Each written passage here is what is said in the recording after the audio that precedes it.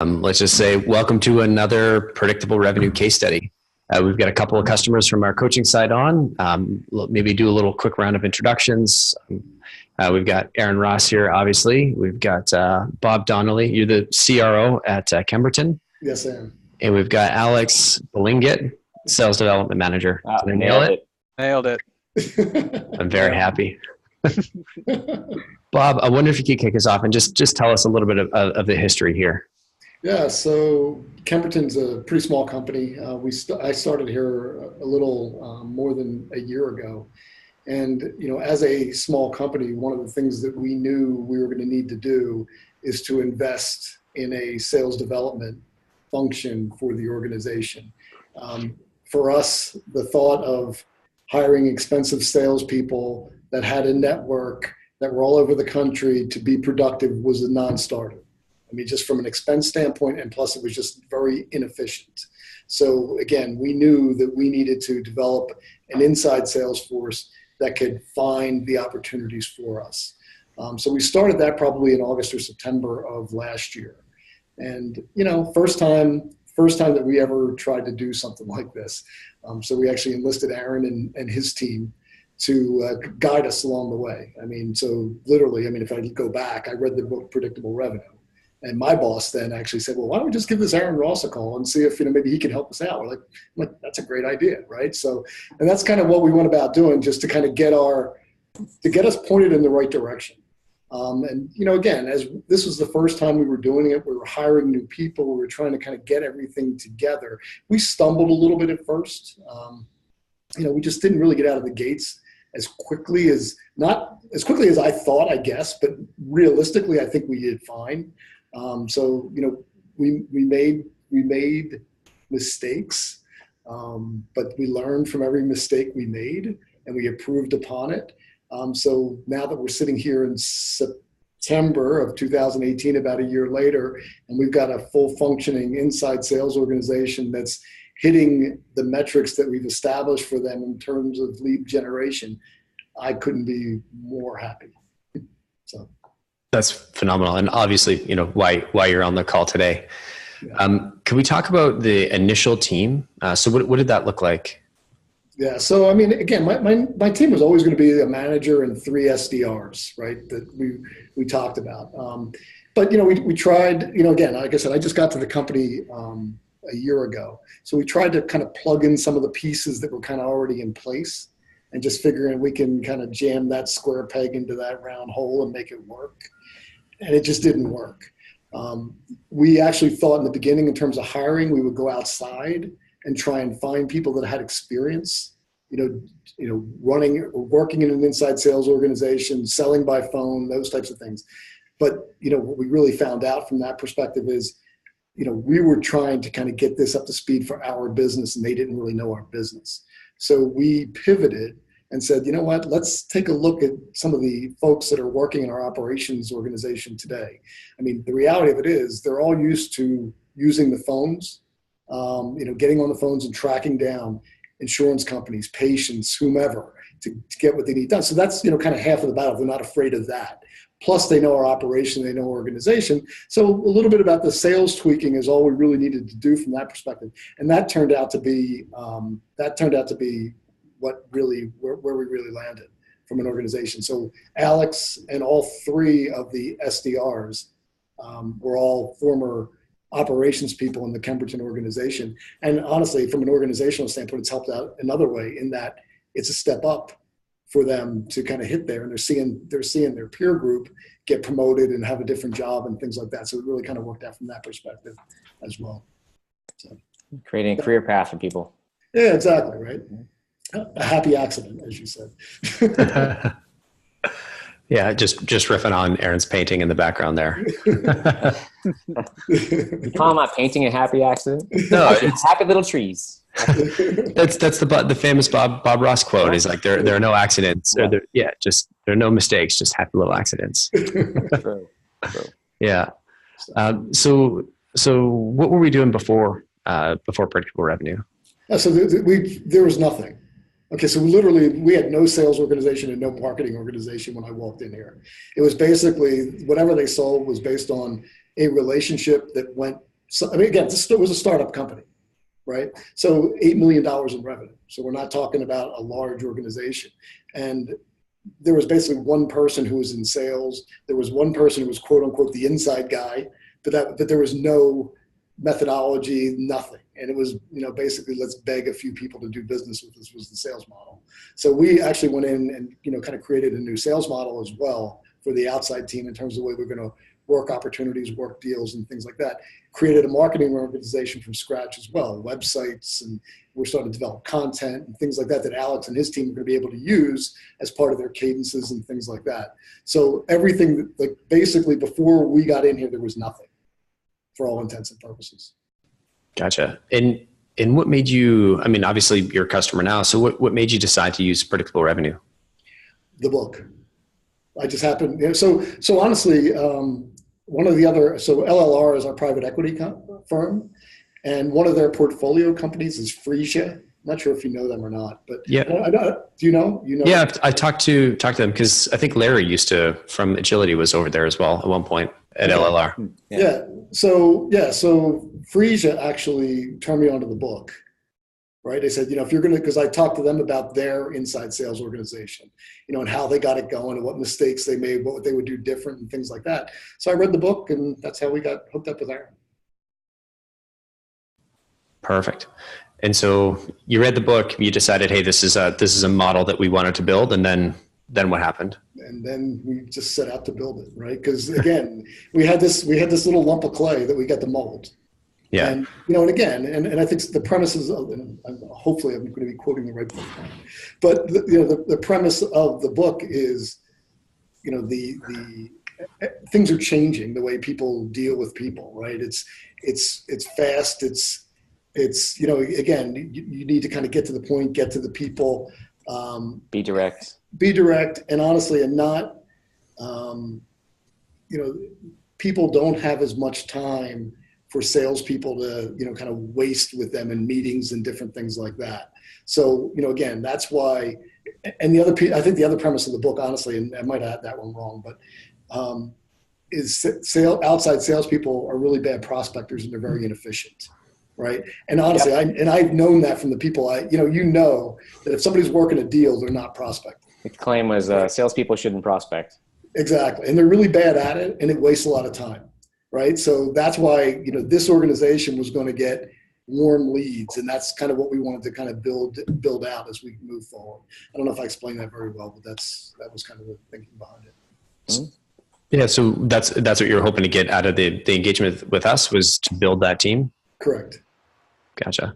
So let's talk about the journey here. Sounds like you mentioned that there was a couple of false starts. There was a couple of some learning periods along the way. Talk to me about those. It's hard to look back. I mean, Bob, even before that, because I think originally I said, hey, it's going to take 6 to 12 months. Right. Do you remember what your initial reaction was at that point? Well, was that that's really long, or that seems reasonable, or? You factored it in with me, and you said 9 to 12 months. Bob. If I feel like a class can be a little slow. It was my remedial skills that you said. Like, there's no way this cloud's doing it in 6 months. It's going to set expectations appropriately. No. So remedial, I'm like, yeah, by 6 to 12 months, 9 to 12 months, whatever. It's like we have to be going faster than that, right? Because you figure, like, how tough could this be? But to really refine the technique and the message and the approach, I mean, there's just an attention to detail that when I went into it, I had no idea. There's 1,000 little things you need to get right to make it really work and hum. Assuming you even have the right people on board and you had some, you switched some people out. So. And I want to say that that's what you said to me, like that there's 1,000 little things that you need to get right to kind of make this thing work. And that's why it's going to take that long of a period of time. And that's really what it worked out to be. I mean, the devil's in the details here, right? And there wasn't any. I don't think there was any detail that was insignificant as we just started to try and build this thing. And with Alex's leadership in terms of running it, I mean, that's really kind of what got us going the right direction, because he's got that attention to detail. So I guess I could kind of speak a little bit into the journey. What it was like for the starting from the ground up. So actually, before you do, I think that's great. I just want to point out that what we haven't shared is that in the first year, it did take 11 months, but you closed what basically is $1 million customer. Correct. Okay, so let's just cut to the chase there. The revenue has been, it's not in 1 year, it's a third of $1 million, per year, et cetera. But yeah, you got revenue coming in. So going back, Alex, to the journey that you went through. Yeah, so the way we kind of kicked it off was we did the Predictable University, right? We kind of did that boot camp with you guys, and it was just that original team where it was just, we kind of just did 25 accounts, did that deep dive 25 in 4 months. Or, I'm sorry, in that month. And then we kind of like went from there. And then it, for the next 6 months, I think Bob can agree, it was just kind of a lot of, we don't know what the heck we're doing. We're just kind of like, we think we got it. Well, let's bring it back. Let's try this. And then that didn't work. Let's try this again, and then we found out quickly, kind of like what Bob said, with the outside people, it just didn't make sense. We did that, move towards the internal people. I will say this, it took really, I think, 8 months for us to really hone in on the niche that we, went through in the beginning. And I'd say over the next 9 months, we were constantly always going back to all of the basics that we kind of laid out in that, intense boot camp with Predictable University. And then it finally I just needed all that time to like literally understand the processes, and then B, how does Kemberton's DNA fit in with all of it, to make it work. And then we kind of got it humming from there. So then when the moment, like the 8-month mark hit and we were able to onboard, it was like we did deep dive 25, what we did in 4, in those 4 weeks, we crammed it down to 1. And then within 1 month, they already, were starting to hit the ground running. And I think had we not gone through and made all those mistakes and refined the process, there's no way we were able to ramp them up like we did in the 2 months that we have so far when we're entering our 3rd month with them. So all that to say, it took a lot of work. I mean, there's no other way to put it. But Alex did tell me that he's got bandwidth now because he's got everything running so smoothly. So I put my foot back in my mouth. Like, I have enough time to become a parent. Exactly. Yeah, there are lots of little details to get worked out. It just takes, more time and effort than people realize, but you get there. I mean, and like I said, you need the one person that's just going to own them, and make sure that at that detail level, everything's going to be looked at, attended to, and perfected. What was it like before you had that person in the role? That person being Alex here. Yeah, we were flailing. I mean, that's like to Alex's point. That's, as Alex came on as an SDR, and then he ended up, again, as I would have conversations with Alex about what he thought we should be doing, I'm like, okay, that's really what we need to kind of lead this project. But we were just flailing. I mean, we were like everybody, like to Alex's point, nothing was really standardized and people were kind of doing their own thing. And then we were trying to figure out like who was doing it right and who wasn't doing it. Like it just, and nobody was getting anywhere because we would agree on something and people would just go back to doing what they were doing before. Right. So again, the ownership wasn't there to impact change. Gotcha. And once you had Alex in role to own it, then things really started to take off. It's amazing, right? It just took, like right away, it started getting better. I mean, we started getting dashboards, we started getting reports, we started getting, so we actually had some, visualization into kind of what's going on. I mean, I was able to take a look at and listen to different phone calls and, and see the notes that they were putting in on the conversations they were having. So I can actually go back and, because again, I might know the service and the selling of the service a little bit more than these folks, but to say, look, here's what I read. Let's talk about it a little bit because maybe there's a couple other things we can go back to them with now. So like all of a sudden there was a window into what was going on, and there wasn't that window before. It was probably like Hurricane Florence or something. It was just anyway. Too soon. Too soon. So let's talk about the results so far. So Aaron mentioned the sort of $1 million in value, but what do the results sort of look like to you? Deal. Yeah. So me personally, so I look at, pipeline ads, right? So a matter of fact, we're starting for next year trying to figure all this stuff out, right? So, we're looking at now I can actually put math into what I need, right? So how many call connects are going to lead to how many REA fit calls, which are going to lead to how many SQLs, and that's going to create how many opportunities that I'm going to be able to sell. And then I know now what each SDR can do. Do I need to add one? Do I need to add two to kind of get what I need out of them to get the salespeople to sell what I need them to sell? So I never, basically the sales engine is in place, right? And then now it's just a matter of, what are the numbers, and then what's the math in terms of what do we need to kind of execute towards that? Because again, Alex's team now, I can count on the fact that we're going to have 3 to 4 sales qualified leads each week, or whatever, and it's like we didn't have that before, so it's life changing. Now you can actually run the business, right, and accelerate and do the things that we want to do based on again, everything that we've got next year. I'm getting excited about this, but everything that we've got next year is really kind of being focused on how we can make Alex's team more successful. So from a marketing standpoint, right, the only thing marketing is going to do next year is create content, create awareness to help Alex start, kind of finding new accounts. So if he needs videos or he needs different content on different things, that's what we're going to have these folks start to create so they can use it within their process. We just talked about different technologies that we want to use from an SDR perspective to make them even more productive. I mean, we're committed to doing that. Adding a couple more people to his team, we're committing to doing, right? So believe me, this is going to be the command center of the sales organization right here.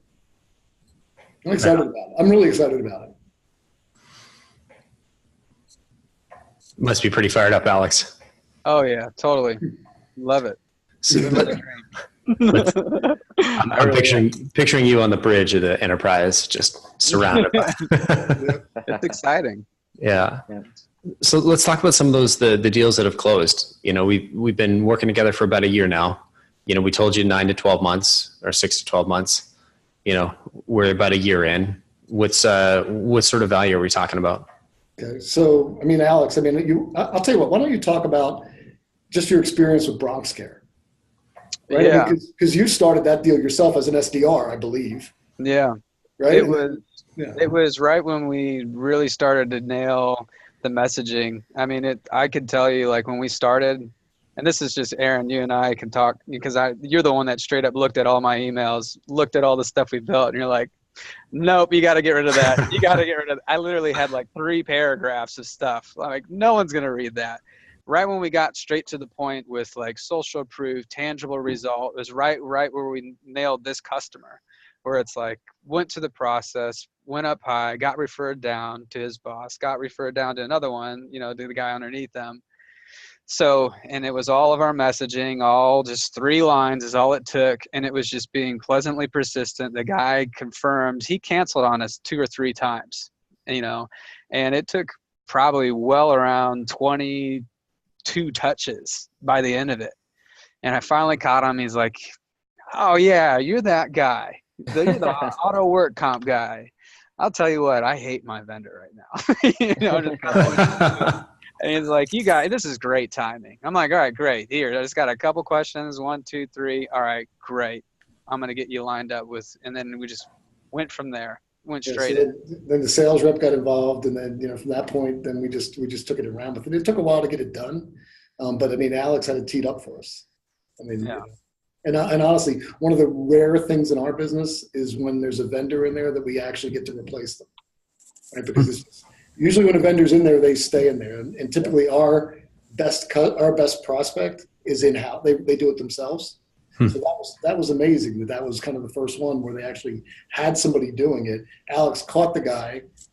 He had some serious issues with his vendor that he hated, right? And we were opportunistic. Honestly, I don't know that they looked. They said they looked at 2 other places, but I think that they pretty much just kind of said, we're going to do business with these folks. Yep. It's one of those advantages of outbound. You can help start the conversation versus I mean, inbound's great, but if they're talking to you, they're probably talking to 6 other people just like you. Exactly. And Alex caught them before they started talking to people. Yeah. And was that your big deal? Yeah. So that's the only one right now that's inked, that's closed. We have a couple other ones that are about to sign. And again, it's the same kind of scenario. One is, a hospital down in Florida that, I was on site. Actually, I was on site at both of those places, but I was on site after the meeting that Alex's team set up for us. And they just had a major issue with getting insurance companies denying all their claims. And so when Alex found them at the right time, his team found them. So we did the SQL call. So we knew that there was an opportunity. We went on site. We kind of reviewed their data. We saw how we could help them. And, again, that contract's sitting on somebody's desk waiting to be signed right now. And then there's one other one that's kind of in that same boat. So I would say by next month, we're going to have a lot better story in terms of, that. But I will tell you, I would say that 90% of what we're going to do in the future is going to be started by Alex's organization. Right. So. No pressure, Alex. Yeah, right. He loves it. I love it. I love the challenge. I'm like, let's go. Yeah, but Alex, if you dig around, if you have like an example that you said the 3 sentences of an email to share, it'd be great to throw it up. But not the second. But if you just dig it out while if you're okay with it, it's fine with me. Yeah. Well, until then, if you take a look for like one thing, I know you shared too that besides the deal that's closed and a couple others that are sort of waiting for signature. And the total of that is, with those contracts, it's getting close to like $800,000 a year in contract value. Multiple years. Not bad for a first year. That's really good. No, it's awesome. Yeah. And honestly, like I told you before, like we didn't have a sales organization, so we went from a standstill to this, and now So anyway, the horse has left the barn now, though. So. Well, yeah, and you could probably. Do you remember what your growth rate last year was, or year without? Well, so let's say that you're growing 20% a year, and then you add on outbound, which might grow it to, so if you're doing X% before and you're adding outbound to do Y%, do you know what that change was? It will be. So I'd have to think about, kind of that. We're still kind of at that stage where, everything's kind of newish that we're trying to figure out. We're trying to figure out these metrics. What I'm going to tell you is, we're going to grow. We're looking at growing like 20% a year for the next. We just kind of went through our planning for the next few years, and on an average, 20 to 25% organic growth targeted over the next 4 to 5 years is what we're looking at. So that's the majority of that's going to come from this organization. Yep. So another few stats that you guys had shared earlier is that it's been more than $3 million in pipeline. So there's the revenue. Still have several million in pipeline that's been created. Looking at, and then things like 40 SQLs and 133 Are-We Fit calls. That might lead us into, you're seeing revenue finally comes in. Once that first deal closes, it's like real. But in that month to month of what you have prospectors doing, like what does a month in their life look like in the sense of those activity goals that you're telling them to hit in order to generate these opportunities? Alex, how many calls or emails or appointments are they expected to do? So it's easier for me to do it off the week, but I can totally do the month. Or a week. Actually, a week is fine. Which times by 4? Yeah. For the day, really, the goal is they want to shoot. Oh, now we're down to days? So I could do days. Can we do hourly too? Yeah, like 1 a minute. I'm gonna go with days because yeah. So we shoot right around for 25 to 30 calls a day. I think that is the maximum amount of calls that you can really, for what we do, we're heavy on research, and we don't have it where we can, make tons of crazy calls a day. Like ours are really highly targeted for the market that we're in, and so we're right around 25 to 30 calls. With that, we're looking for 4 to 6 connects, and the goal is to get 1 Are We a Fit call per day. And then from there, that's where we try and you just do the math, for the week and the month. If someone's not sure what an Are We a Fit call is, what's so Are We a Fit call really basically, and I'm just funny that I'm having to say it to you, Aaron. Because we taught this to you, but I'm having it's a test actually. Kind of a live quiz. I get this right. It really makes sense. Are We Fit call is, we spoke to a person of power. We have nailed down some pains. We understand their process, and they're either a fit or they're not. And so it either goes into the next steps. We try and get them in contact, with one of our outside sales people and pass the baton, or they're not a fit. And, we save them time. We save our organization time. We don't even need to go there and waste the time and money with a bad fit. So, in your commitment and your intent with your prospect when you're doing it, it's a 3 to 5 minute call. Yeah, right? It's quick to the point. Literally before Alex got here, some of those calls were like 30 minutes, right? Yeah. And these people are like begging to get off the phone. Yeah. Right. But he's got the call plan for the Are We a Fit calls to a point where his people, if they just kind of follow the plan, will never get stuck, and they can just get to the yes or the no, right? Which is okay. Mm-hmm. All right. So we talked about, the goal is 1 Are We a Fit call a day, about 20 a month. And then how many SQLs, sales qualified leads or qualified opportunities per month?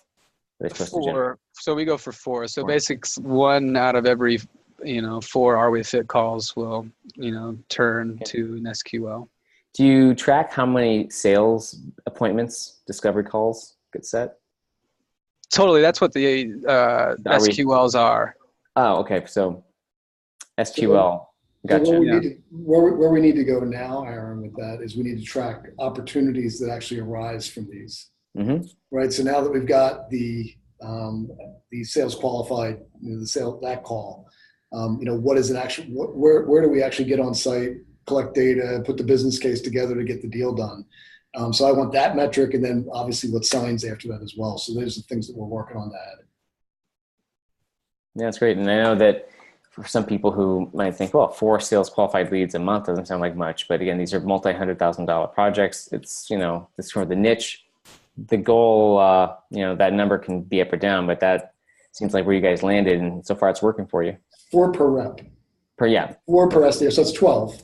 Yeah. So again, if we can get a third of those to become opportunities and have 4 new opportunities a month, 48 a year or whatever, it's like, for the size of our business, that's pretty darn good. Yeah.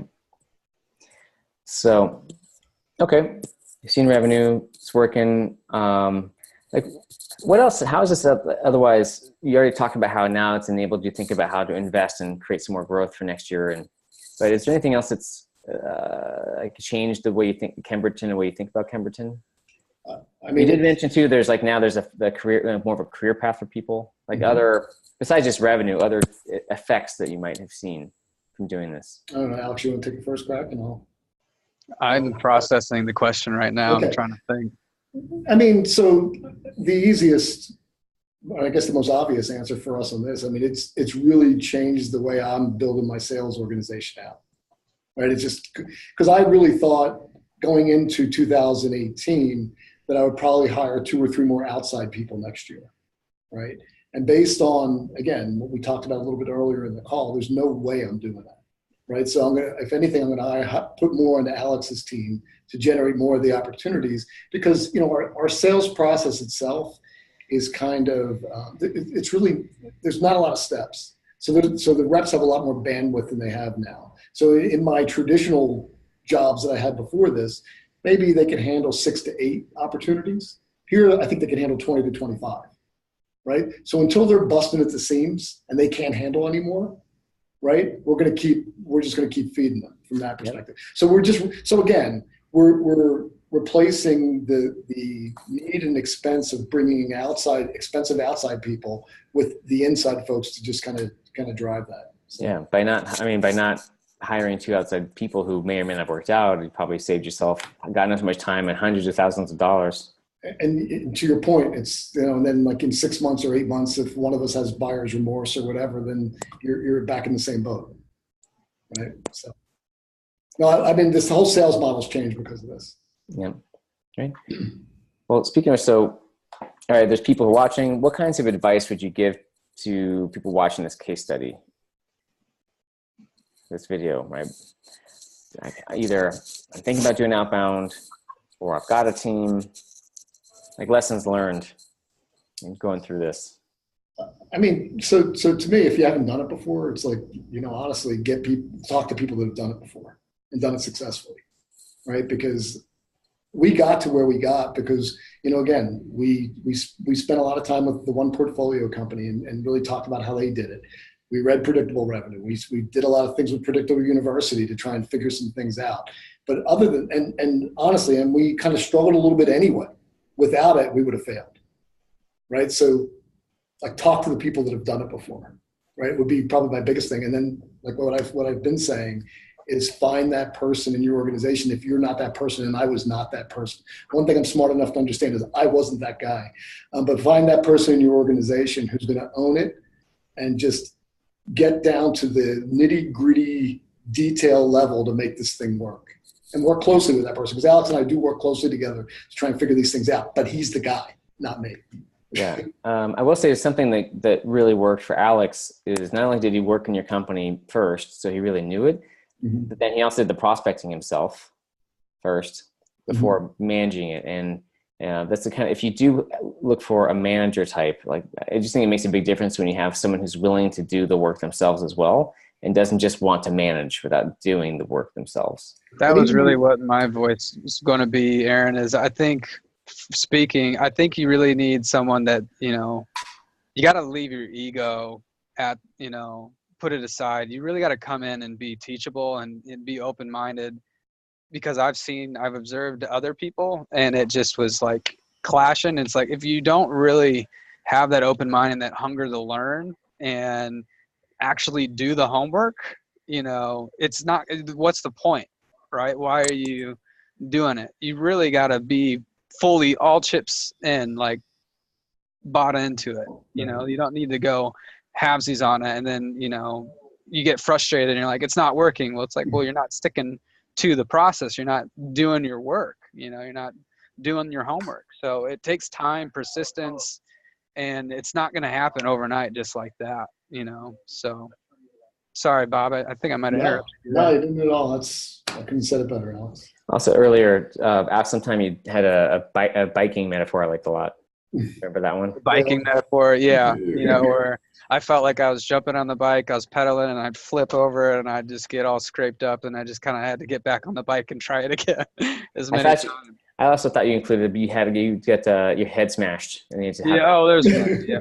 I actually had a really bad biking accident once where I screwed it up, jacked up my whole entire arm. Yeah, it was bad. But yeah, it felt like He's that. Like, thanks for reopening that emotional. Yeah. Now I have to deal with it now when you get off the bike. It's all good. Yeah. Great. I don't know if you have any other questions, Colin. Cool. I think just we just kind of covered the lessons learned. I mean, I love the attitude to just sort of keep persevering, right? I think the fact that, it really shows that you've got so much value out of it. And I think one of the pieces is, you've trusted the process, you did the homework, and you had somebody there whose sole responsibility it was to just keep pushing, totally. and go through and do all that work. Totally. So I wish we could take more credit, but I think you have done a great job as a client in sort of, going in and getting your hands dirty and really investing your time and attention and resources in making yourself successful. So I think, as helpful as the program was, I think a lot of credit is your team, is owed to your team and actually going in and doing the work. Yeah, I mean, we were going to stick to this, but honestly, it's Alex and what he's been able to do with his group that made this thing work. I mean, there's, I just tried to stay out of the way.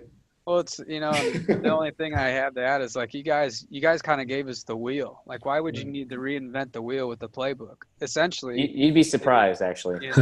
You just, all it was just literally taking the wheel and putting our DNA and then making our tweaks. And now we've got this thing, it's flying. And now we're just going to keep tweaking this thing until it's just, firing on all cylinders, hitting the bullseye every time. Right.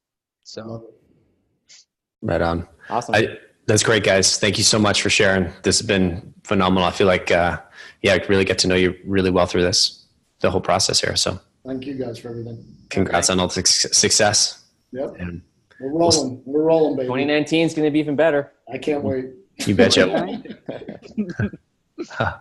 All right. Thanks again.